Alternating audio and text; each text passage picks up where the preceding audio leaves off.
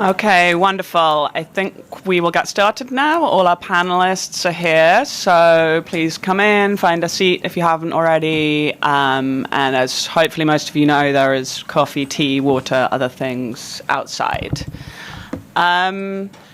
So welcome. I am Kate Donald. I work for Oxfam International, and I will be moderating this important panel on behalf of the wonderful co-organizers, who are the Bank Information Centre, Inclusive Development International, Urgewald, Arab Watch Coalition, and Accountability Council. So thank you so much to all those co-organizers. So just to set the scene a little bit before I introduce our panelists, as most of you in this room probably know, the World Bank Group is currently going through a major process of integration, it's being called. Colloquially, some of us are calling it a merger between the public and private arms of the bank. The stated aims of this integration are greater efficiency and impact, and includes plans to align environmental and social standards across the World Bank Group and the accountability mechanisms that, in theory, allow affected communities to raise concerns and seek recourse when they feel these standards are not being met. Now, to be sure, I want to be clear from the outset that these standards and these mechanisms have been far from perfect. Oxfam, BIC, IDI, and many others represented in this room and elsewhere have worked closely with communities and individuals who have fought for many years to have their concerns and sometimes horrific experiences heard and recognised, and to obtain even a small measure of remedy. But now the big question is streamlining the answer to this? How do we ensure that a reformed model will drive standards upwards rather than water them down, and improve the ability of affected communities to have their complaints heard? Bluntly put, is this merger about cost efficiency or principles? I think we all hope it's the latter. And alongside, of course, this integration process, the IFC, the International Finance Corporation, the private sector arm of the bank, is currently undergoing a review of its performance standards. Many of us in civil society are working to ensure these standards are strengthened, but it's also important to step back and ask, what about implementation? After all, we can fight for and win a set of exemplary standards, but if they're not adequately implemented and monitored, we're arguably wasting our energy. So the current panel will ask, how will the integration and the new streamlined World Bank Group improve outcomes and avoid dilution of standards?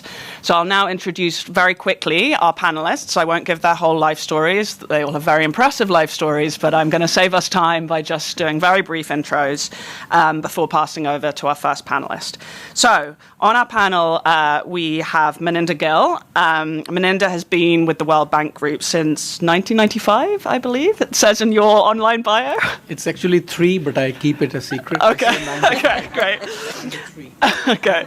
And is now the Global Director for the World Bank's Environmental and Social Framework. So really the best possible person that we could have here on this panel, giving us the insider track on what's happening and the plans and aims and principles for the integration process. And then to my left, and who will be speaking first, we have Alana Berger. She joined the Bank Information Centre in 2012 to start up their child rights programme, and she's now Executive Director of the organisation.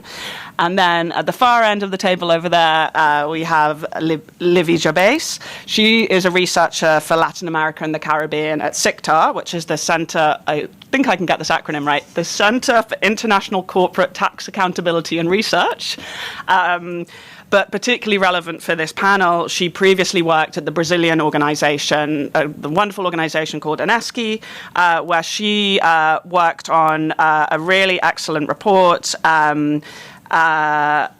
which now my page is not showing, the author of a report published by ANESCI and BIC about the impacts of IFC-funded projects in the Amazon basin. So, Alana, over to you first. Thanks so much, Kate. And thanks to Maninder and Livy for agreeing to join this panel, and thanks to all of you for joining us. So I appreciated Kate's intro and your point on implementation. What are we all fighting for if we're focused on policy and not implementation? And what I would say is that today, the IFC and the World Bank have pretty good policies on almost all E&S related, environmental and social related issues. Now, are they perfect? Of course not. Are there things I would like to see improved? Absolutely. But the percentage of time of civil society and of a lot of folks within the bank that are spent on the policies, policy reviews, and documents is way too high. And the reason I say and documents is that a lot of incentives within the World Bank push staff to make their documentation packages excellent.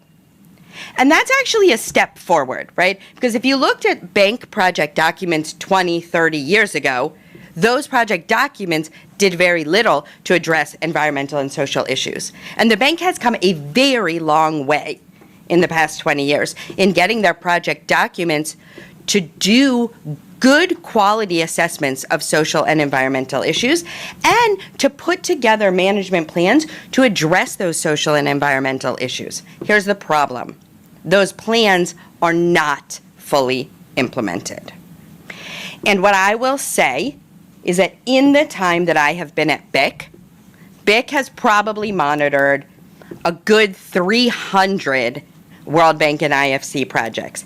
I don't think any of them fully matched project documentation on the ground.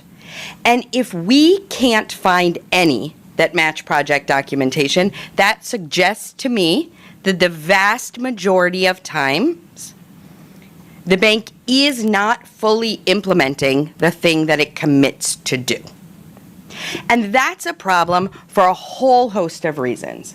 The first is that board members approve projects based on project documents.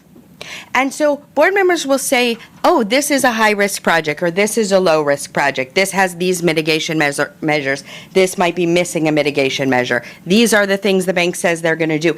Everyone is basing things on what the documents say is going to happen, right? And so, again, are the documents perfect? Of course not. Can I quibble with some of them? Absolutely. But to me, that's a minor issue. The real issue is, how do we move the needle on implementing what is in documents on the ground? And so one of the things we notice is that the public sector side of the World Bank is far ahead of the IFC in implementing what they set out to do. And I think some of that has to do with the long-term relationships with borrowing countries, the work to strengthen E&S systems in countries, the relationships between country directors and government representatives. There are ways in which it may be easier to do that when you're talking about sovereign borrowers. Not easy, but easier. But on the IFC side, the gap between policy and implementation is so great as to make me have zero interest in focusing on the performance standards review. That's not to say we won't be involved at all, but I see no reason to improve standards that are not being implemented. Because we can get a lot of wins. Oh, look how great these documents are. Look, I can put that on my wall at BIC and say, can't you see this document? We achieved this in a policy review. But if I am on the ground in an impacted community, I don't care. Because if we aren't implementing the standards themselves are not worth the paper they're printed on. And when we go to the bank management to try to talk to people about things that are going wrong, we get one of two responses. Sometimes we have some really awesome safeguard specialists and task team leaders. And I'm going to call out the task team for the Bogota Metro Line project as being very willing to work with us and to solve problems we were seeing at the project level. And here's the thing. The board, the accountability mechanisms, Maninder himself is never going to hear a complaint from BIC about that project because we're solving the problems at the project level. But unfortunately, that's not always the response we get. And if we don't have task teams that are incentivized to solve problems on the ground, that's when we end up talking with Maninder. And Maninder, it's not that I don't love talking to you, but we would love to actually change the incentives for task teams to get this right themselves, right? And that's really hard to do. And the reason it's really hard to do is because it is easy to measure documents. It's easy to grab population level data and measure persons living within a vicinity of a wash facility that have access to clean water. What's hard is to figure out, are there particular vulnerable groups who we know are in the area and we listed in the project documents and we consulted with once, but actually, in reality, are still not able to access the project benefits because all those mitigation measures turned out to be harder than we thought. And they didn't get implemented. And so our hope from this merger, reorg, whatever we would like to solve it, is a fewfold. One is for the IFC to learn from the public sector side. Now, I also shout out one area in which I think the IFC is better than the public sector side, and the public sector side could learn from the IFC, and that's on reprisals and retaliation and dealing with civic space related risks. And I think some of that may be where, well, we can speculate a lot, but I would say IFC is doing better there, and I would love to see public sector side learn some lessons from IFC too. So that's my first hope. And then my second... Ilana, can I just interrupt you for 1 second? There are people standing at the back, and I just want to highlight that there are 4 free chairs at the front here and a couple in the middle, so don't feel bad about pushing past people to come and sit down. Ilana, sorry to interrupt you. No, go ahead. So I would say, that's my first wish. My second wish is that we see a change in incentives to enable task teams to prioritize implementation. Now, we've been talking about incentives as an issue since long before I started working on this. I know it's a tough nut to crack. And I also know that every time you try to focus incentives on outcomes, you get a question of how you're measuring these outcomes, right? And in many cases, measurements of outcomes also don't match what we see on the ground. And I will say that as frustrating as it is to see project documents not match what's going on in the ground, meaning ESIAs, ESMPs, it's also frustrating to see ISR's implementation status reports not match what we see on the ground, or to use population data that doesn't really tell us whether the most vulnerable are benefiting or being disproportionately harmed.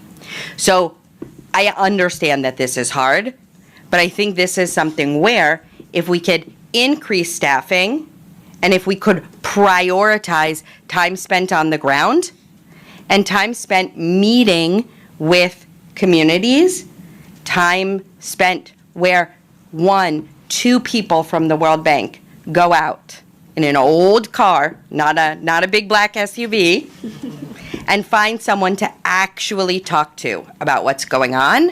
That's what we need to see.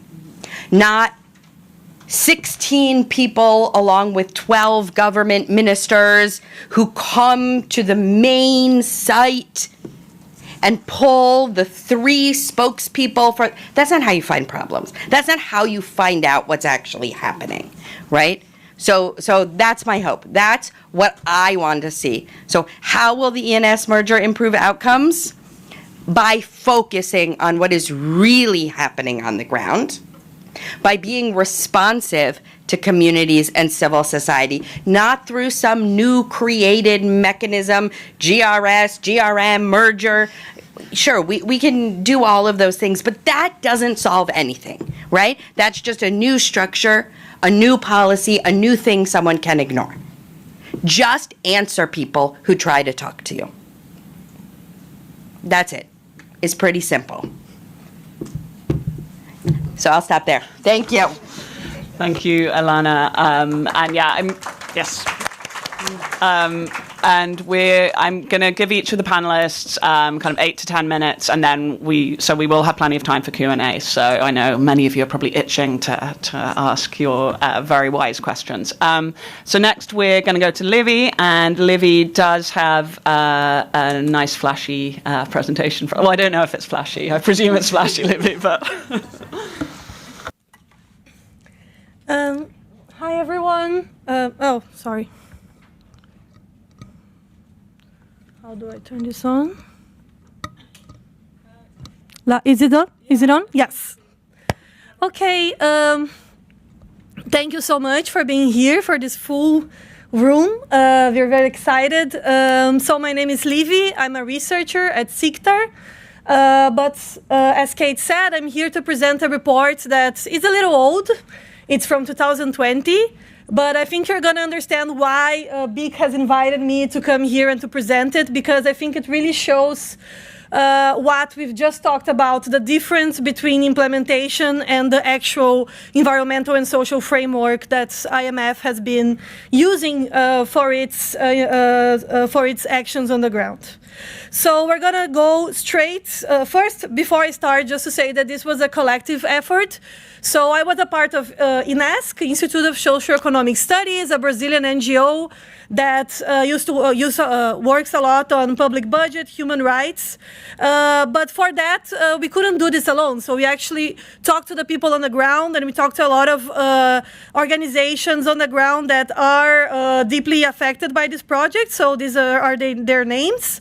And then we had the support of BIC, of course, and then we had the support of the Mott Foundation. So let me put you in context where we are. So we are in the middle of the Amazon, literally, of the Amazon region in Brazil. So here is a map of the north of Brazil.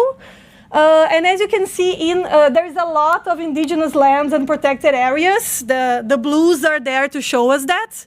And when you go, and just to say that this report is already published in INESC's website, very easy to find if you Google SOI moves forward. So if you go to the yellow line is the roads. And the blue, of course, is the waterways. So what has been going on in Brazil is that Brazil is a major soy producer. And normally the soy goes through Brazil through the southeast, through São Paulo's ports.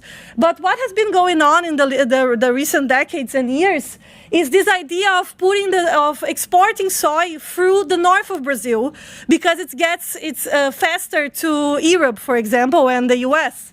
So what has been going on a lot is this new trail, this new road from BR-163 that goes to the center of Brazil, where most of the soy production is, right through Itaituba, which is the city we're going to talk about today.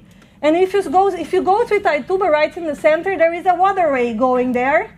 So what happens is the trucks go in Itaituba, the soy gets transported from the roads to the waterways, from the trucks to the barges, and then it goes through Amazon's rivers until the ports at the north of Brazil. So this is the context. So we are in a place where lots of indigenous lands, lots of protected areas in the heart of the Amazon. And here, going specifically into Itaituba, this is where the magic happens. So this is where the roads come to the ports, and then from the ports to the rivers, and to the rivers upstream until exportation. So we have 8 ports in Itaituba, and we're going to talk about one specifically called Hidrovias do Brasil, so Brazil Waterways. It's one of 8. As you can see, it received IFC investment of $30 million US in 2015. And it was considered right from the start a high-risk A project. So they know that it's something risky to put a port down there. And if you go right across the river, there are 2 indigenous communities right across the river, Praia do Mangue and Praia do Índio. This is very important, as you will see. But you can see that they are very close to Rio Tapajós, which is the main river. And just to let you know that IFC's investment was not alone. It was equity. So they bought 2.8% of this investment in 2015. We don't know if they hold this until today, but we know that at least in the 5 years since the investment, the equity investment, and the report was made in 2020, so they had at least 5 years of engagement with the company.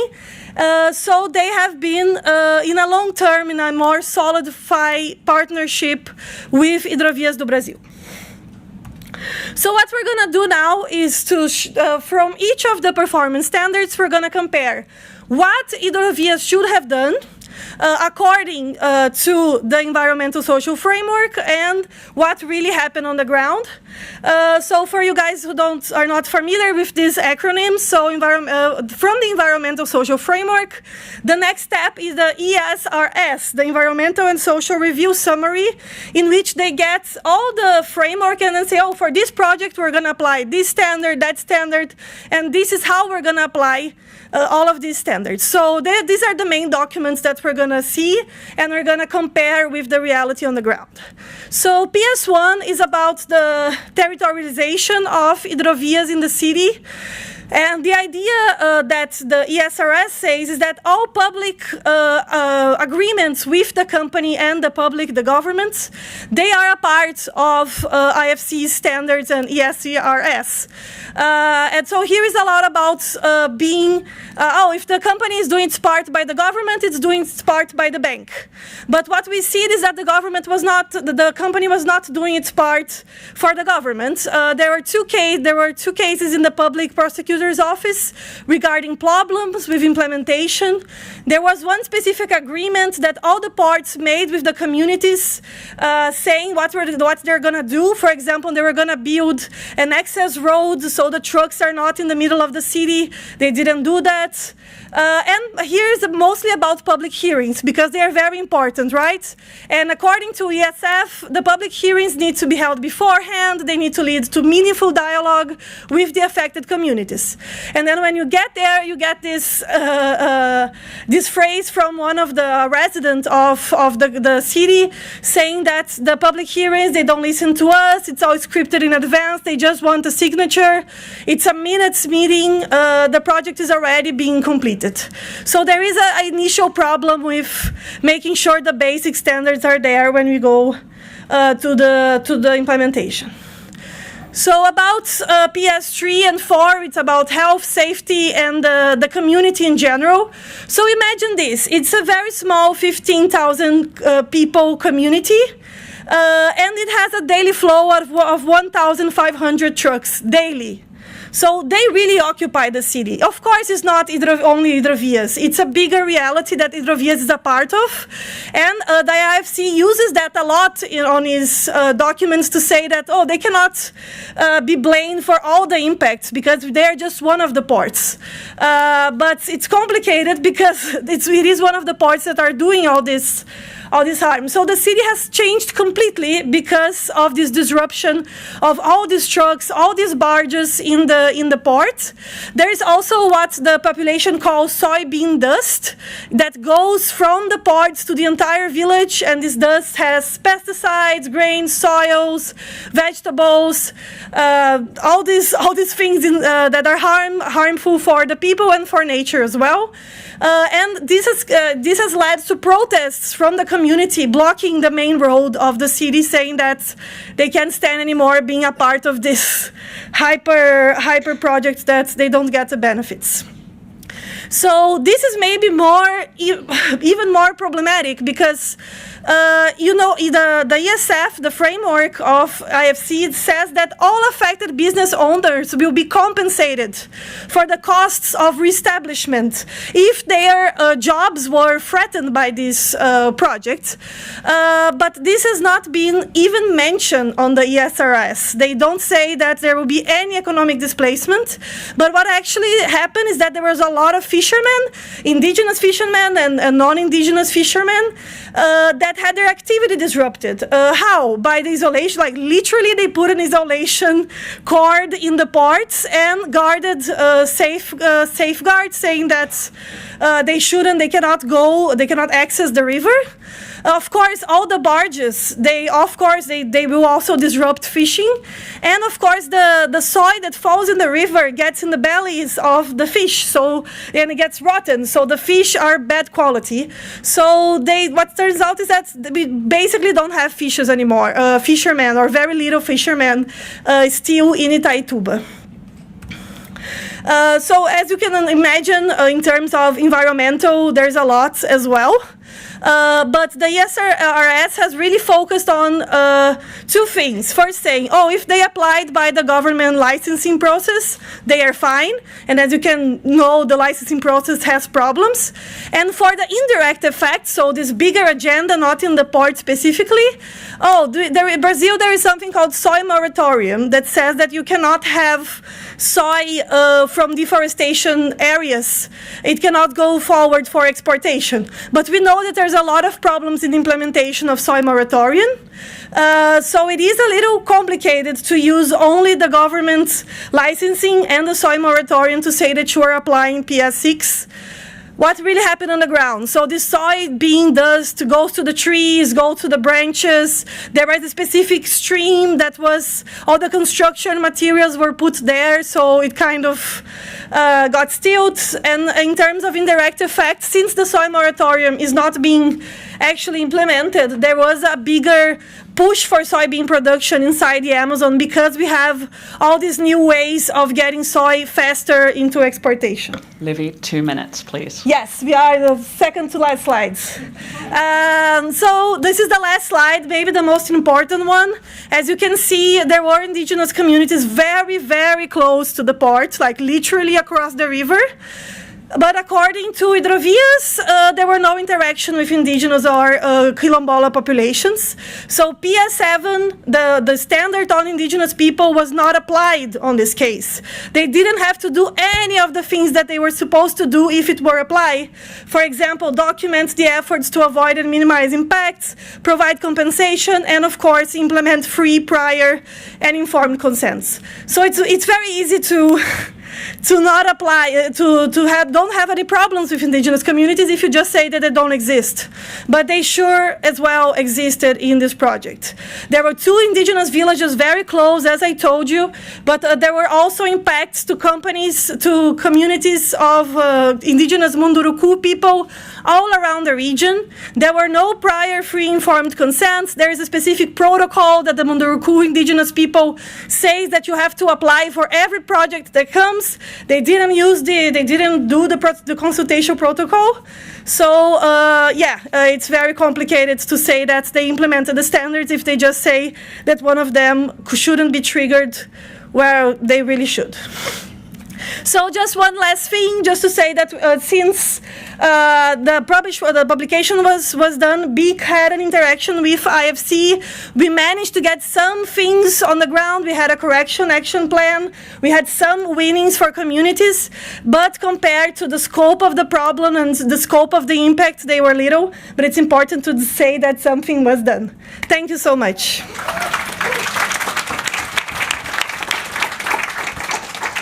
Thank you, Livy. I think it is really important when we talk about these issues of accountability to make it concrete and to really understand how that is, how these projects are impacting particular and specific people and communities. So thank you so much for that insight.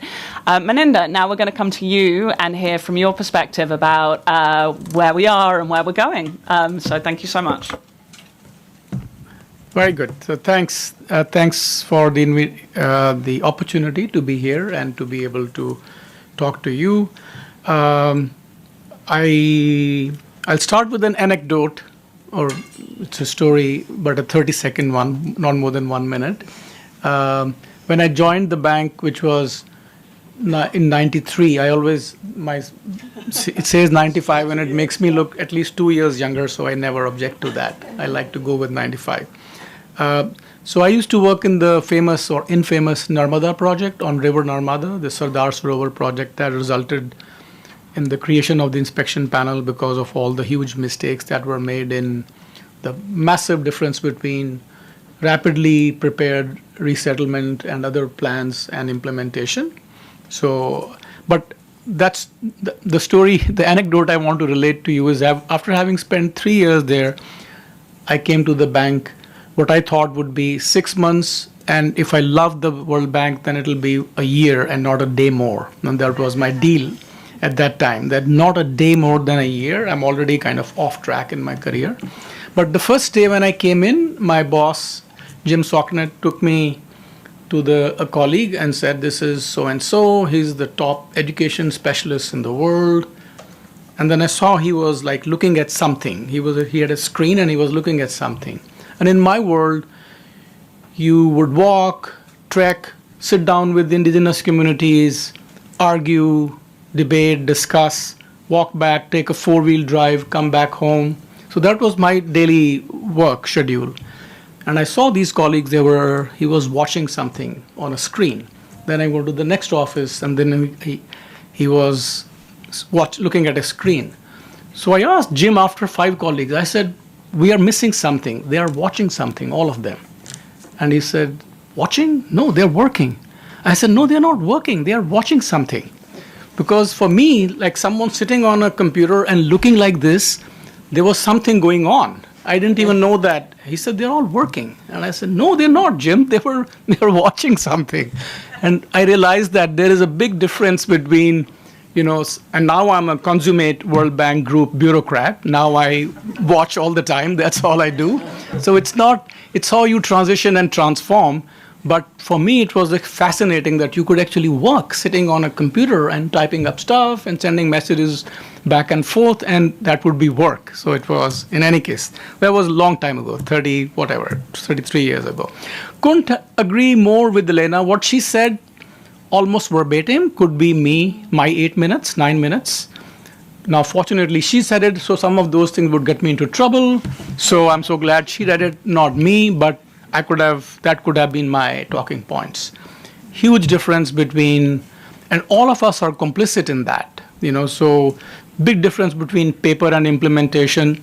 None of us in this room are above that. Our board asks us 20 questions on a project, high-risk project, before board approval, and then nothing ever after. 8 years of implementation, high-sensitive, high-risk project. And I often, when I'm having coffee or dinner with board members, say, aren't you even curious? That stuff you were so upset about in those bilateral meetings, aren't you curious what happened there? 2 years later, approved, done, dusted, checked, no need to bother. So it's the same. As Elena says, the incentive is more, get the package right, get the documents right. That's what CSOs review. That's what everyone focuses on. And then that gap is what, in a way, this whole merger is meant to, in large part, address that gap because it's atomized. We had a number of people at the IDA-IBRD side of the institution, IFC, MIGA. The idea is if we can pool all of them together, you have 825 people across the World Bank Group, E&S specialists, 825, that you could have communities of practice thrive that learn from the best in private sector and public sector, guarantees world, and then you bring them together. Just as I was making kind of, staking out the stark contrast between my life before joining the World Bank and now, it's the same I discovered it's almost the same between IDA-IBRD and IFC. Having started new at IFC, I was just stunned at how ignorant I was of a sister institution 4 blocks down in my own space, environmental and social space, their way of working. There was a lot that I could have learned from 20 years ago. 20 years ago, I could have benefited from that, but somehow there is no bridge between those 4 blocks. So, you have to, I don't know. So the idea is bring it together, learn from the best, which is highly complementary approaches. I think there's a lot that IFC does, which is good and better. I'm sure there is a lot that IDA-IBRD does, which is better. But regardless of that, and BIGA, what if we brought all of that together and said, let's do let's do our best to address environmental and social issues in a way that prioritizes implementation, which is a challenge, which is equally a challenge for many of you in this room. So one can just look inward at how you spend your day, what you focus on, and then it's a conversation you need to have with yourself. So if it's a commitment to move towards implementation, we'll need to make a collective effort. I also think sometimes things that are obvious to do, obviously good things to do, it helps if you make a big bit of a splash. So I was just thinking as I was listening to Elena, I don't know, maybe we can think of whatever is useful. Coming together, CSOs, World Bank Group ENS, and declare like something that is really not just a slogan, but like a partnership for implementation or something we call it. Not that means that for the first time we are discovering that's important. It's a artificial prop to rededicate yourself to something that was always obvious and worth doing, but we all feel there's something new, there is excitement, we make a big deal, so maybe, or something. So it'll be good to, after this meeting, after this discussion, to think of how we can really collectively move more towards that. Documents and implementation, that conversation we've had a number of times, so fully agree. One big piece of the structure of the new architecture is that there is now makers and checkers. In the past, by different levels of risk, you had more and more senior people look at documents multiple times and pay more attention. There is a separation now between makers and checkers, and that's something that you shouldn't miss that, because often people say, oh yeah, now we used to have those risk people or people looking at higher risk, now they are all put together. It's not that. The idea is to not fall into the trap of everyone thinking this is the right thing to do, and then everyone having groupthink and failing to recognize when things don't work on the ground, which is a story repeated in project after project, which are some of our biggest failures. More recently, if you look at Kenya Bridge, Tanzania Regrow, Uganda Transport, things were known, flagged, but everyone in the team thought, we are right, they are wrong, this is fake. And they kept on going until it totally blew up. So the idea of having makers and checkers is there should be a group of people within the system who have the ability to call things out right until the end, even after implementation is over. So they are not sullied with becoming makers and having a stake in what's going on, and they retain that right to call things out. So that's very powerful, and that comes from our president. It's taking us a big amount of effort to grasp with that reality, because we all believe in doing and moving along and then fixing things as they go wrong.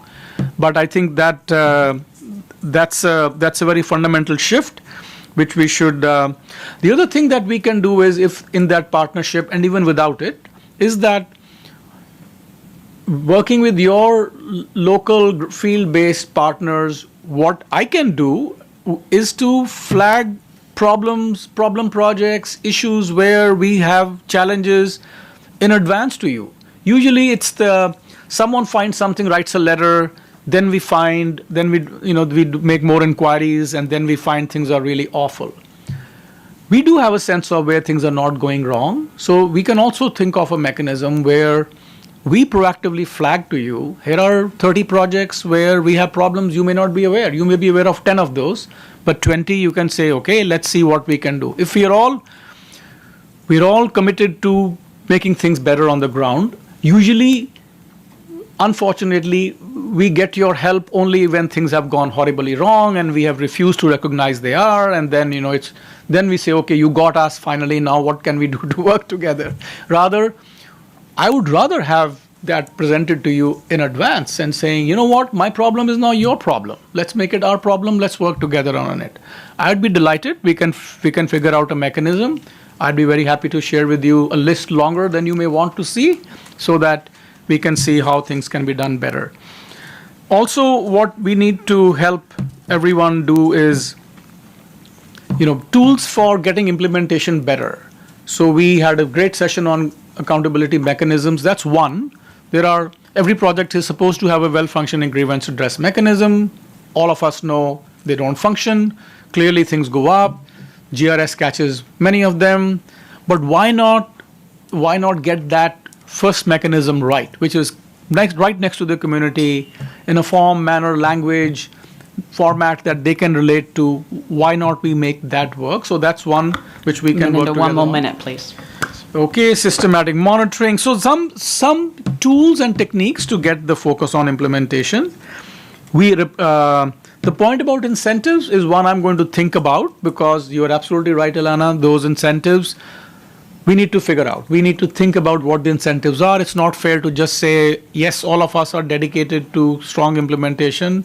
That's not how incentives always work. So we need to, there's a lot that's happening. It's coming from our president, a big focus on listening to communities, problem solving, anticipating problems, flagging them. A lot is happening, but we should, I will think some more. I think a few things we can do is our own ENS specialists can first relay the language of implementation. Right now it's, is a document ready? I reviewed it. We have 20 comments and someone is addressing them. So we have made it, we in the World Bank groups, environmental and social community, we have made our business a business of documents. So we need to relay this incentive. First, we need to embrace that.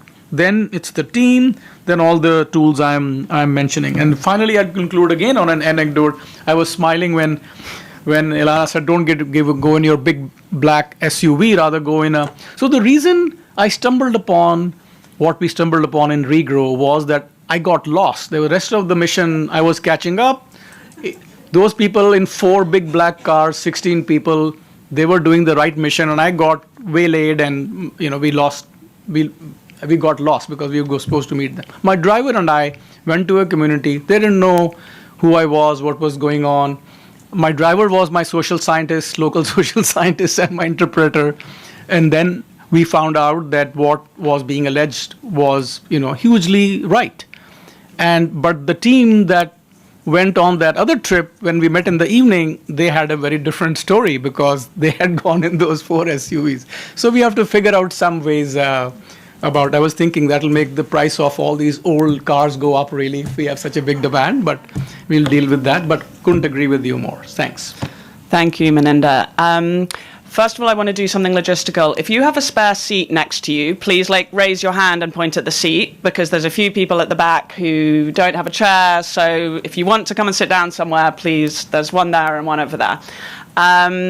Second of all, I'm going to abuse my chair privilege for just a second before I open up to the audience. So, Maninder, you talked about incentives just now, and I think that is really important. And I was just trying to think through, what are some key things that we need to see commitments to ensure that this integration process does kind of improve things rather than dilute things. And I think incentives is a big one, and you've spoken to that already. Culture is another very big one, and I think that talking to culture and incentives, I think those of us who have engaged a lot with the IFC have had less than positive experiences in terms of the culture incentives of the IFC around transparency and accountability, and have some concerns that with the integration process that culture will, transmit to the rest of the bank. So I'd be interested to hear from you how you're hoping to kind of affect that cultural and incentive change, or how to kind of prevent my worst fears from happening. And then secondly, I wanted to just push you a little bit on staffing and resources, because I do think all of what we're talking about does, it takes commitment. And of course, it's not just about how many staff you have and how much money you're pouring into it, but those are important things. And I know that, sometimes many of us who've been through organizational restructurings or integrations know that sometimes that is a euphemism for cutting jobs. And I'd kind of like to hear from you of what your perspective is in terms of how committed is the bank in terms of the resources and staffing on ENS, and what can we expect to see there? Thank you. And then I promise you I will open it up to the audience. And I think in terms of questions in this room, it's usually that people have to line up at the mic back there. So you can feel free to start kind of lining up at the mic if you have a question that you're going to want to ask to our panelists. Maninder, back to you for a minute while we have our people queuing up. Yeah, so incentives we will think about together. I will do some homework, come back. That's something that I think about a lot. I think on culture, it's very interesting. It's very tempting to think that, there's such a stark divide between the culture. I think the culture of the entire ENS World Bank Group ecosystem needs to get better and much more focused on implementation, much more focused on communities and people, what they are saying, listening to them.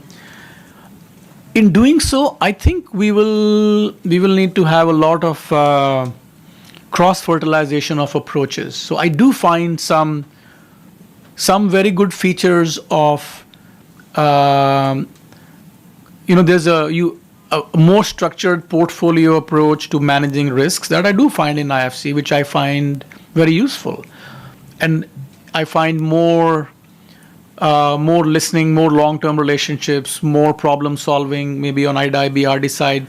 But besides, that's not the important thing. The important thing is that I think the merger gives us an opportunity to learn from each other in a form that the new collective is much stronger than what we had in the past. I really wish I could say we are doing so much better on IDA-BRD side, and if only IFC could come up to that. It's not the case. I really, having spent 32, 33 years, I would be so proud if I could feel inside me that that's the case. I'm like a new kid and, first day at school, because there are so many things I see that IFC does, which we can benefit from on the IDA-BRD side. And I'm sure, simple things like keeping projects and supervision open until the loan is repaid. On IDA-BRD side, you close projects and you say, project is closed, where, some often implementation of ENS is still going on, project is closed. Such a simple thing. So I think there are many things like that. But I think the collective culture will not go down or become worse because of all of you and all of us working together. So you are not going anywhere. We're all going to be here. So that's, and I think there are some very good things going on, which are which I've never had in my 33 years. There is a strong, clear, repeated, relentless message from our president on the importance of these issues. And he is he's a more straight speaker than anyone in this room, although a lot of, maybe only Ilana can give him a run for his money. But I think he doesn't mince words, and he has challenged us on whether we walk the talk on listening to communities or it's just talk. But is he backing that up with staffing and resources? In a big way, yes. Resources, yes. So staffing, if you bring 825 people together and you believe that these 825 are God's gift to the planet on ENS, that's not the case, obviously. So people want to do other things, move on. We are going to have a lot of revitalization of the budget will not go down, the funding will not go down. We are getting more resources. So it's not about, the traditional, but we do want people to, maybe I was going to say, people like me to move on, and bring some fresher blood. That's a good thing. So we will help people along their professional journeys so that we can have more movement. So you will see staff reductions for good reason, but there is a commitment to more resources, more attention. All our three MDs, they have never spent that proportion of their time by a multiple of 10 maybe, that thinking of ENS issues, 10 times more than before. So there's an opportunity, and I often remind my ENS colleagues when we are in a room bigger than this, out of my 30 years I've spent, wishing that someone else did something. I wish I had staff. I wish I had resources. I wish management knew what I was doing. I wish senior management paid attention. I wish this. Now, my problem is all of those things are checked. Now, the biggest question mark is me and us on ENS side. We don't have any room to escape to, saying, if only I had that. No, I have all of that. Am I up to snuff or not? Thank you, Maninder. Well, we'll be continually holding your feet to the fire. I'm sure you'll be even more sick of us than you already are. So questions. So if you will. Please keep your question very short to make space for everyone else. So kind of 1 minute max for everyone. Introduce yourself and your organization. I'll play it by ear, but I'll probably take 4 or so before we come back to the panel. And I'm not going to have every panelist answer every question. Okay, we'll keep it direct. Okay, please go ahead. Thank you so much. Very thoughtful. I have micro level question and macro level question. On the macro and introduce yourself, please. Hisham Jabi from the Middle East. I am CEO of Jabi Consulting. On the macro level, sometimes I wonder if we became a victim of our success when we talk about project. You design a project, you have a theory of change, you focus on output, outcome, then you finish the project and everybody goes home. And the design of the project does not include what is the exit strategy, talking about IFC language and privacy. What is the exit strategy? How does this project ignite change within the local system? How do we really make sure that the change is ready for scalability? Because as simple as it is, the theory of change of creating jobs for young people in Egypt is different than the theory of change of scaling up that successful innovation. And I have not seen a secret sauce to handle that. And actually, all donors have the same victim. I'm not against project, but we need to start from the get-go to design project. How does it fit with local system? The second... Okay, very quick. Very quick, and I will go... follow Maninder, your approach of telling a story. I was brought by Chief Economist Office to be part of a project called Jobs in the Middle East and North Africa at the World Bank. And I was told my role is to identify young people across the Middle East who are going through the process of starting a job and making it successful. It's incredible. When you have a human-centered design approach and you interact with young people during the development of the project and get their sense of what does it mean to compete with the state-owned enterprises, or what does it mean to really focus on trade and enabling environment. So these are the 2 questions, if you have a minute to highlight on both. Thanks. Thank you so much. Next question, Christian. Hi, thank you so much for this session. Really, really good and very important. I'm Christian Donaldson with Oxfam International. I have a very quick question, just following some of the remarks from Kate and Ilana to you, Maninder.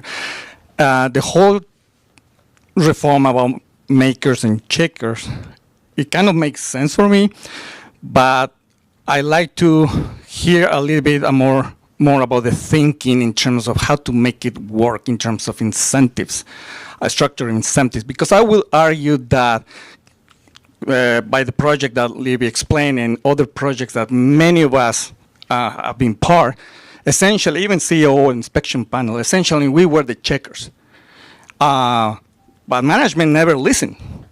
Management just focused on fighting. No, that's not true, like we saw in the example of Libby. So what are the incentives to change that? What I'm talking about rewards to make staff address when things happen and consequences, especially for the checkers. If there is any thinking on that and not just in the overarching aspect of checkers versus makers and things like that. Thank you. Thanks, Christian. Next question. Stephanie? Yes. Hi, Stephanie Mwaku from Accountability Council. To get to, I guess, a practical example, we noticed that the DHPP project in Bhutan was approved earlier this year, and it was billed as a One World Bank Group project. There's financing from the World Bank and the IFC. One of the things, though, that we did notice is that there appears to be waivers when it comes to accountability and potentially some E&S issues. And of course, when we see waivers, that makes us panic a little bit. And so I wanted to get some clarification from you, Maninder. Are we reading it properly that the waiver is limiting accountability to only one accountability mechanism instead of allowing communities to go to the AM and the CAO? And if so, why is that happening during a conversation on integration of the mechanisms that hasn't been decided yet? And then the second question is whether the IFC remedial action framework and responsible exit principles will be applied to this project. Thank you. Thanks, Stephanie. We'll take one more question and then we'll go back to the panel. Hello, my name is Maya Boukhdedi. I'm programs director at one of the leading NGOs in Egypt. We work on entrepreneurship and economic empowerment. So my question is, thank you. First of all, thank you for acknowledging that there is a gap between the design and the implementation.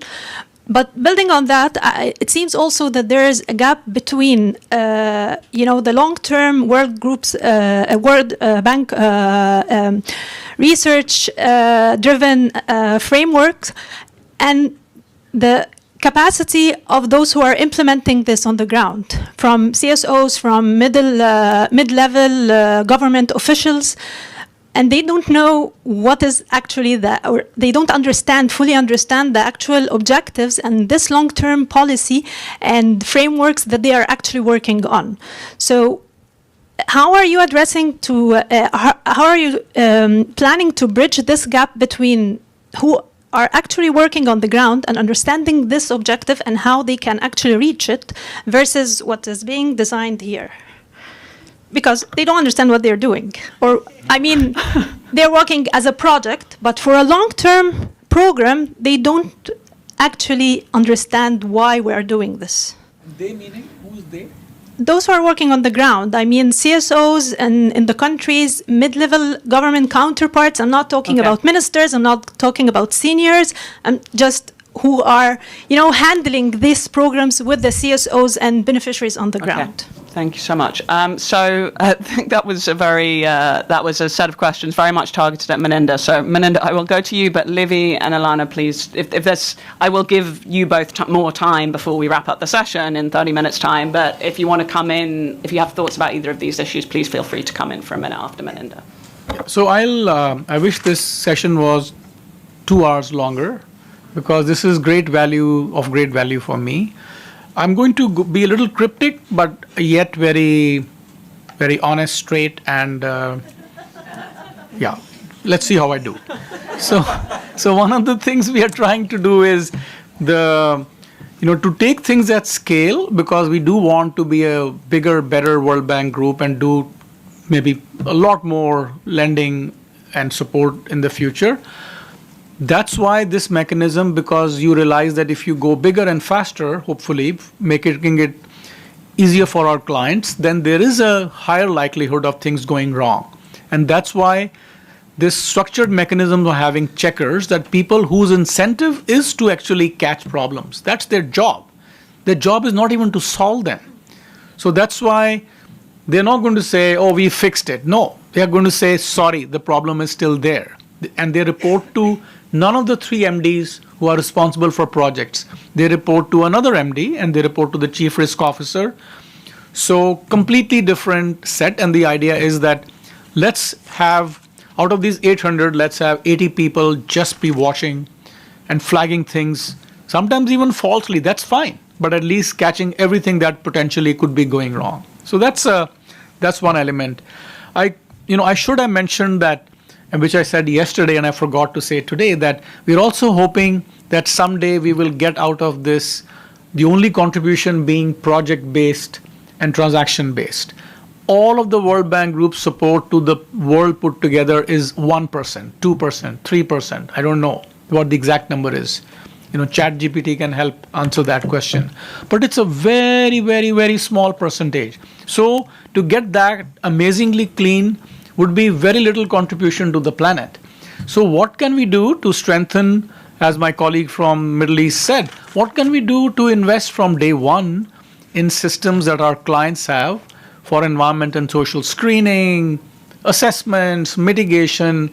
That would be the development value add. This is only models that we establish, islands of excellence, hopefully, that others can learn from. But that's a much bigger game. And we used to be in that 30 years ago. When I joined the bank, there were 30 projects to help set up national environmental protection agencies in 30 countries. They are alive, well, thriving. They grew a lot. And then we stopped because we got consumed by our own internal mistakes. And then we just started cleaning our internal house, and we have still not finished. We are still cleaning it. So all of us can also rise much higher than ourselves, and can we contribute to, which is much harder, much more painstaking, weaker clients, fewer resources, but that's the development value add. And I think your question was also a little bit along those lines.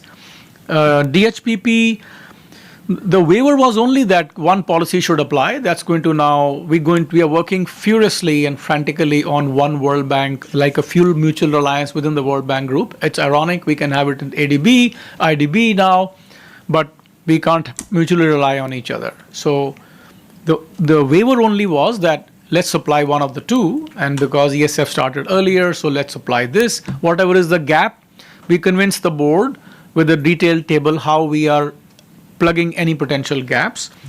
And on the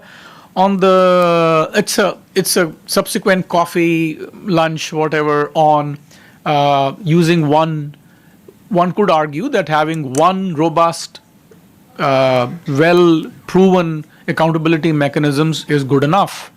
I don't think, just philosophically, allowing someone to go to 3 courts is better than going to 1 court if you know that court works well. So, but we can argue, and it's unfortunate that it happened while the integration is going on, because it looked like we are trying to pull a fast one, while this was going on, establish a precedent. Then we say, look, this. So the timing was pretty awful, but we all fretted a lot, and board members did as well. And in the end, they said, this is unfortunate in a way, but let's not subject our client to this, that you have to deal with different policies, different accountability mechanism, similar report, 2 different reports for 2 mechanisms with similar issues, different format, different language, different. It just from a client point of view, it did not make any. So that's the call we made, rightly, wrongly, but we can always discuss that. And RAF does apply, so that will continue to apply. Yeah, and I think on the point, that's a bigger question. That's something we struggle with always. It's such a good reminder to all of us. I am in my meetings with 50 of my people, my own colleagues, and I spend 3 hours, and then I think now we are done. Now everyone knows. And then I meet my own colleagues who have no idea of what I was thinking, saying, because there's no mechanism to bridge that. So that's a bigger question, and would be happy to engage with you later and brainstorm on how we could do that better, but it's not easy. Thank you. Livy, yeah, go ahead if you have some. Just 1 minute on a couple of things. I know that I'm bringing a case study, so it doesn't apply to the overall discussions that we are bringing here. But as the questions came, all my research came back to me, so I had some follow-ups. So for me, when I read the ESR, the review that applied the standards, there is a lot of this, let's rely on the client. So the client is saying that there are no indigenous communities, so we don't have to apply PS7. The client is saying that it's doing this and this. So the government is saying that the licensing process. So if you are relying on the client and relying on the government, why are you there? Like, why the standards, they're supposed to be one step up, right? To supervise, to make sure that they are applied, even though you have the client saying something. So if you don't go above that, you don't have a case, and half of the summary is written in that language, that the government is doing enough and that the client is doing enough. And then the second thing is about the exit strategy. When we started talking with IFC specifically on this case, the first thing that they were saying is, no, but we are leaving this project. No, but it's a small project. It doesn't matter. We are almost leaving it. And then after a lot of pressure, no, you're going to do something about it before you leave. Because it does seem that the exit strategy is like, it looks bad, because we got some media, some buzz on the ground on that, so it looked bad. So they wanted to leave as soon as possible. Of course, we are in the heart of the Amazon, and you are saying a lot of bad things are happening. So of course you want to leave. But what are you doing before? So I think in terms of applying these new standards, you need to go over what the client is telling. And then one day after the report was published, the company was knocking the door of the indigenous communities and saying and asking a lot of not amicable questions to the indigenous communities and offering stuff. So yes, they knew that there were indigenous communities there. They just told the IFC that there weren't, and the IFC took their word. So, yeah, you need to go above, beyond, and you need a decent exit strategy. Thank you. Thank you, Livy, for making that really important point that a kind of exit without remedy and actually addressing the concerns is no adequate solution for anyone, especially not for the affected communities. So, more questions. Please go ahead. Hi, I'm Amy. I'm not sure if this is working or not. Okay. So I'm Amy from Arab Watch Coalition. I will start with anecdote. Not only that civil society or the implementers don't know the project or the big picture. A few years ago, I met with a task team leader from the World Bank responsible for one project, and the task team leader didn't know which financial instrument this project is financed from, P4R, or investment, so that the task team leader didn't know which policies apply. So just I want to mention this anecdote. So my question is the checkers and makers. We meet with you a lot, Maninder, but we don't know anything about the checkers yet. So I don't know when can we have like a meeting with both the checkers and makers so we can know exactly what the distinguished roles for each of these teams.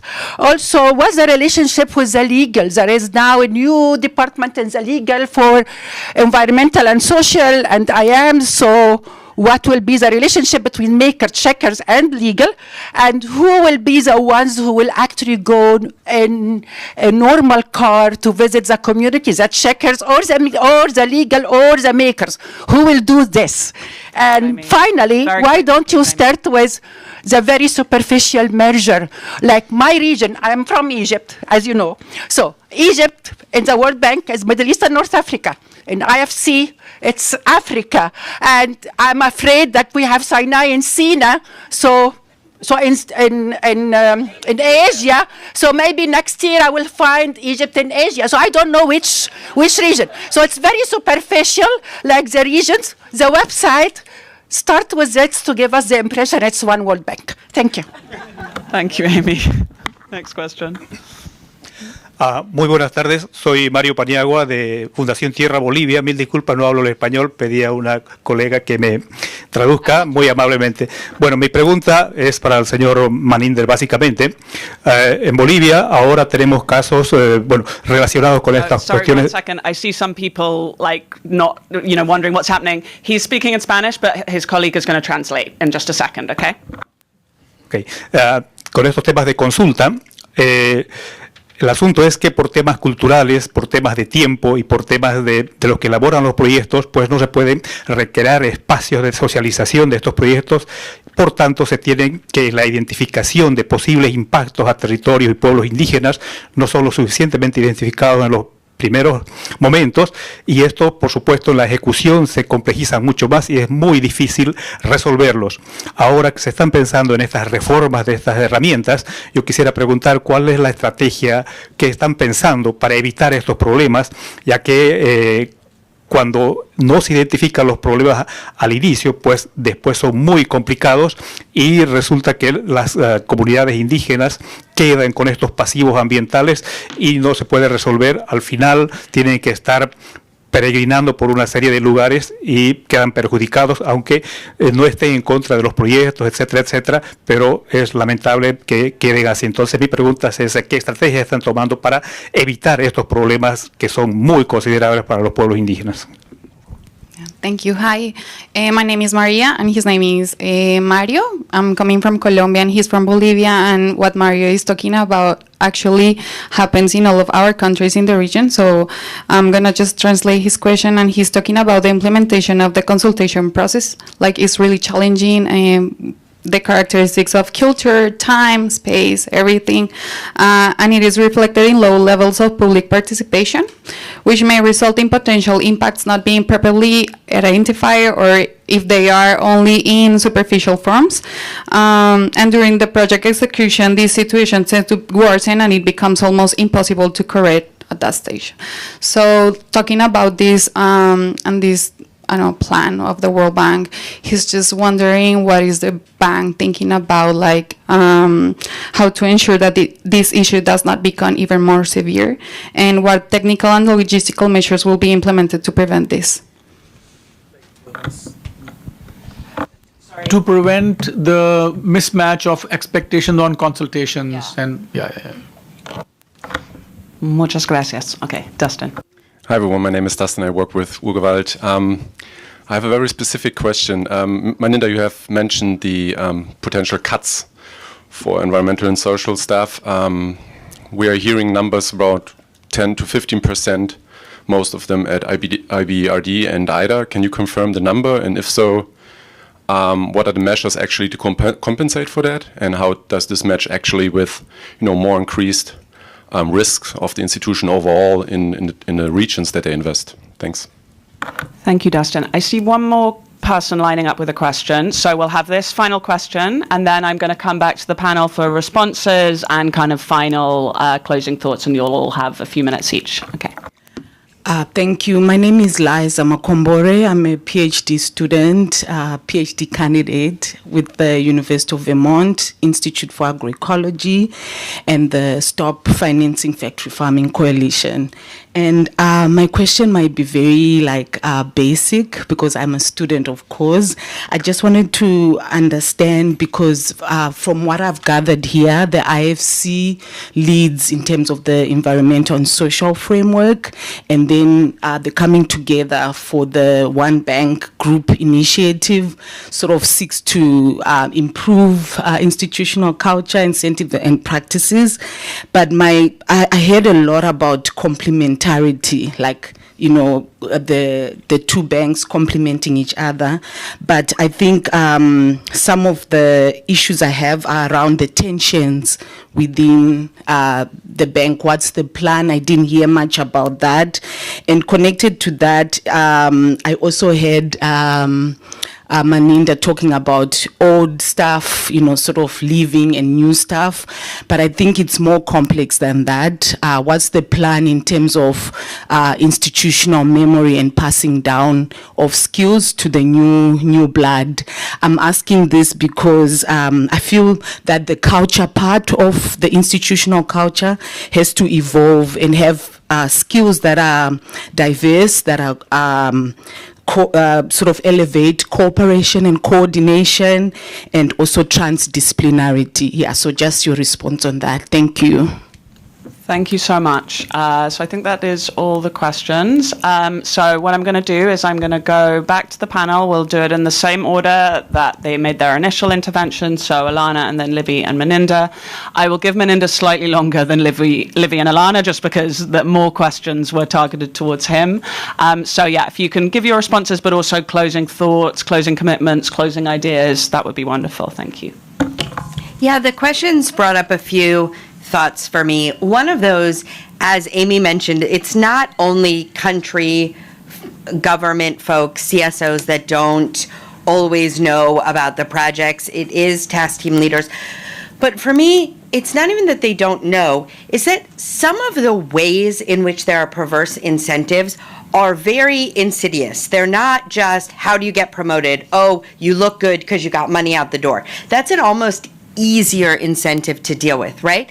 But if you are someone who's worked in the country office for several years, worked with the country government, maybe you're an expat, maybe you socialize with people from the government, your incentive is to believe the government, right? And I don't even mean that in a way of like, that you're fraudulently believing the government. That guy's your friend. His daughter plays with yours. Of course he's telling you the truth, right? And those are the kind of things that I think are really difficult to combat, because the extent to which Maninder is committed to this issue and people above Maninder, senior levels of the bank, are committed to addressing E&S issues, I wholeheartedly believe that is true. But at the ground level, it just doesn't add up. People are believing the things they're told because it makes sense for them to believe the things they're told. It cannot be that Maninder is the World Bank's one-man response team. Everyone in the bank, or at least, 70% of people in the bank, have to be able to find these problems when they're confronted with them. We are constantly asked, sometimes with suspicion, why we as BIC find problems that the bank isn't. And I always say, it's because you trust the client, you trust your ground staff, you don't verify. You have to verify. And that should be the role of this team and the role of the checkers. And I also agree with Amy, very important to engage them and hoping to do that going forward. And Maninder, I'm going to say that I don't necessarily want you to be the one to connect us, because if the makers and the checkers are separate, but I do think we're going to need a lot of transparency out of the checkers so we can see if that is working. And I think the board is going to need to do a lot of follow-up. So all of my board colleagues in this room, I would love to see what the board is hearing from the checkers and whether they're really finding problems. So I think those are my general responses. Final thought is that a lot of times civil society is accused of not wanting the bank to do difficult projects. Oh, you're opposed to risk. Oh, you only want us to work in easy contexts. Oh, you don't want us to work in difficult contexts. That's not our position, at least not my position. I don't speak for all of civil society. Absolutely do hard things. Recognize, though, when you do hard things, things will go wrong. And the fact that they went wrong is not a personal failure. It's not even necessarily an institutional failure. It's an opportunity to learn and improve and to prioritize risk to the most vulnerable over financial risk and public relations risk. Thank you. Very well said, Alana. I 100% agree. Livy, a few minutes for you. Yes, I think I told everything that I wanted. Just a little bit. I also am concerned about the staffing cuts because, as Alana just said, like we need. I don't think it's just like, oh, they want to believe because then the people are nice. Like they want to believe because they have too much overload work already, and they don't have the time to go to the ground to talk to the people to actually do an assessment on their own. So if you're saying that. It's already bad. You're cutting 10 to 15%. I don't know if that number is right. You are telling me that's gonna be even less. And I think a lot of what I saw in my research of saying, oh, the client is saying that, so it's okay. The government is doing that, so it's okay. It's not in bad faith. It's not. It does look like a person who is stressed and has a lot of work and doesn't have the time to do their assessment on their own. So we're gonna rely on other people. So the staffing thing really worries me. I think it's also, Maninder said a lot of, we're going to rely on CSOs. I think it's important to understand the role of CSOs. We're also not going to be able to look at all the thousands of World Bank and multilateral banks projects and do an assessment of them all. So what is the role is much, I think you cannot rely on, we are not staff of the World Bank. I think it's very important to keep the roles separated on those things. And of course, there is a bigger question of like why we're doing, when I was doing like, why is the World Bank putting money in exportation of soy in the middle of the Amazon? Like, what is this profiting in terms of actual economic development for Brazil? And what is actually, no, the money is just getting, it's getting its 3% of dividends, so it's getting its money, so it's an economic decision. I never see it, I couldn't able to see as a development for Brazil or for the Amazon in general. We could be thinking about much better projects to use the Amazon biodiversity to actually promote something that connects with the Amazon and not just use it as exportation of commodities. That's it. Thank you. Thank you, Livy. And yeah, I think that's a really important question, looking at, the development finance is supposed to produce development impacts. And with the IFC, the work that we as Oxfam have done on the IFC, I think it's often been a challenge to get the IFC or the board to articulate what is the actual development impact that is happening here.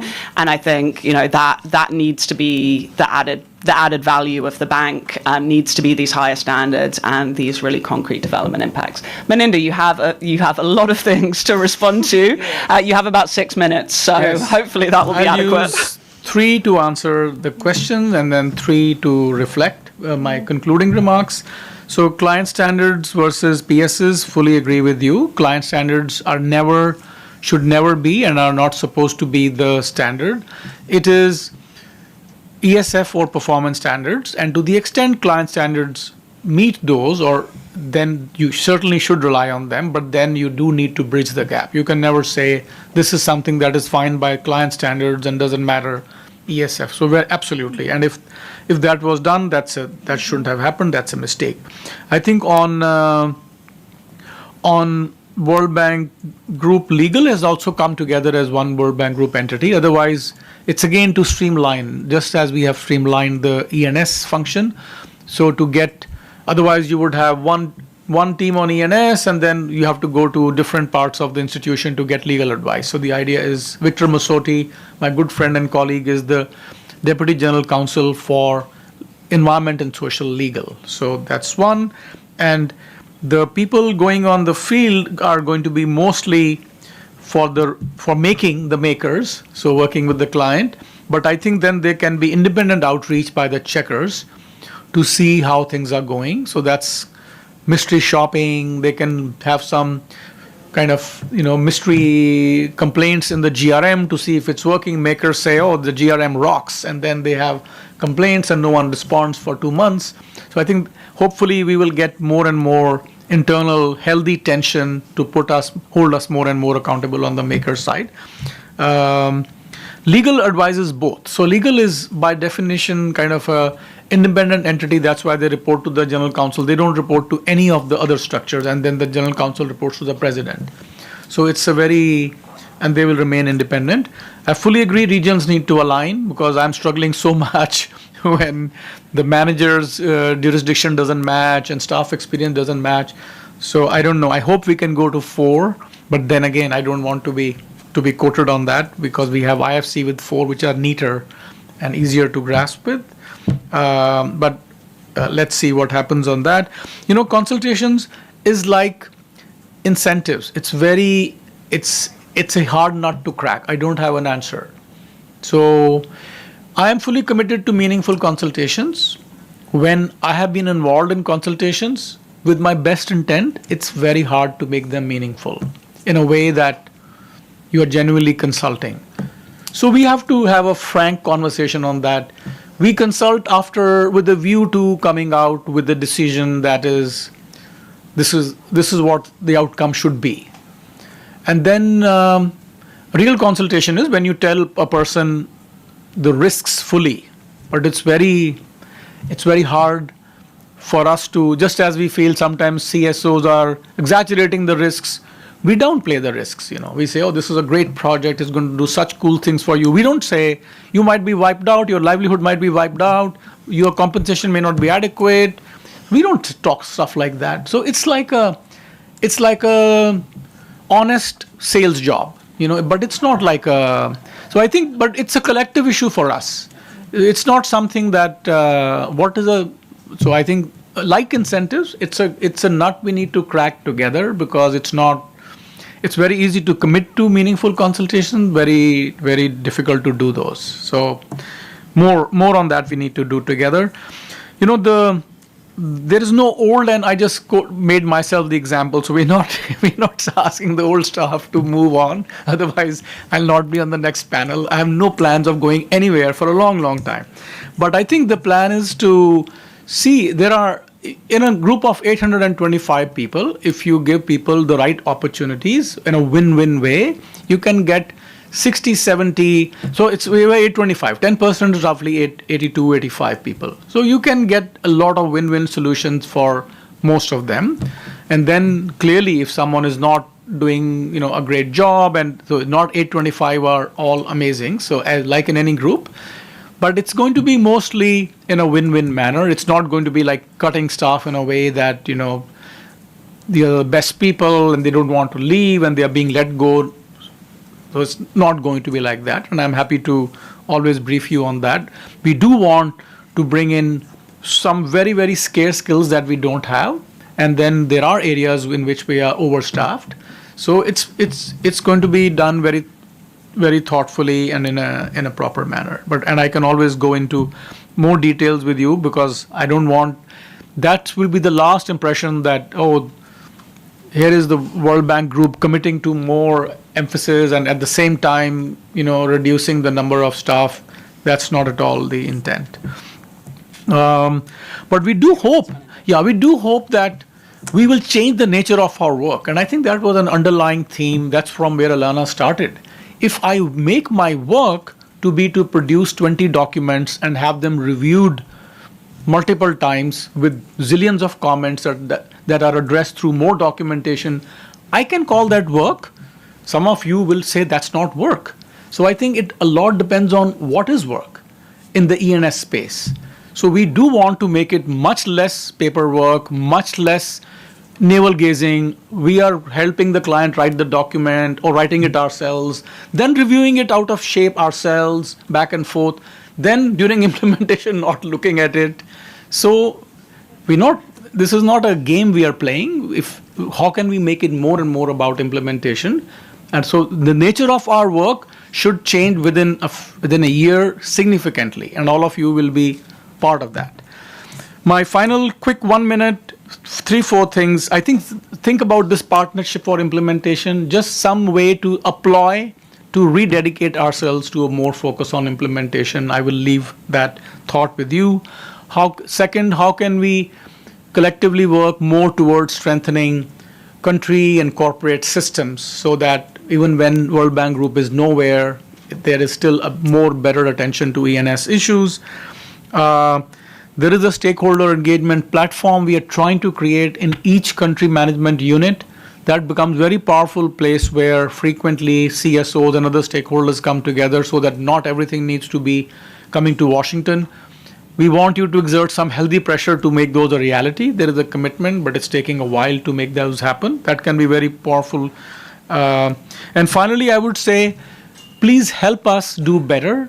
So we'll figure out, I don't know if you want to self-organize or just write to me, but I would really want specific ideas, suggestions, whatever, criticism, anything from you on how, because we have a historic opportunity with full commitment from senior management, biggest aggregation of ENS specialists on the planet, highly qualified, dedicated, we can pull off something much bigger than we have been able to do so far. Your specific contributions, suggestions would be hugely appreciated. We may not be able to implement, even half of them, but please do share insights. Smallest to biggest will be most welcome. Thank you. Thank you so much, Maninder. We really appreciate that invitation, and we do want to keep helping you do better for sure. Thank you so much to everyone. I think this discussion shows that this is a really kind of lively, current, thorny issue. And also that, I do think that the success or failure of the World Bank Group, the One World Bank Group efforts, the integration efforts, will, in the eyes of civil society, really stand or fall on whether these issues of accountability and standards get better or worse. So we will be watching really closely. Thank you so much to all the panelists for your really amazing insights, also to all of you for asking great questions, and to all the co-organizing organizations. Thank you so much, everyone. And to our great moderator for doing a great job.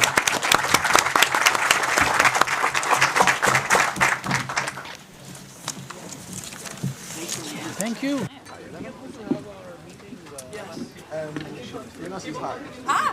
Thank you.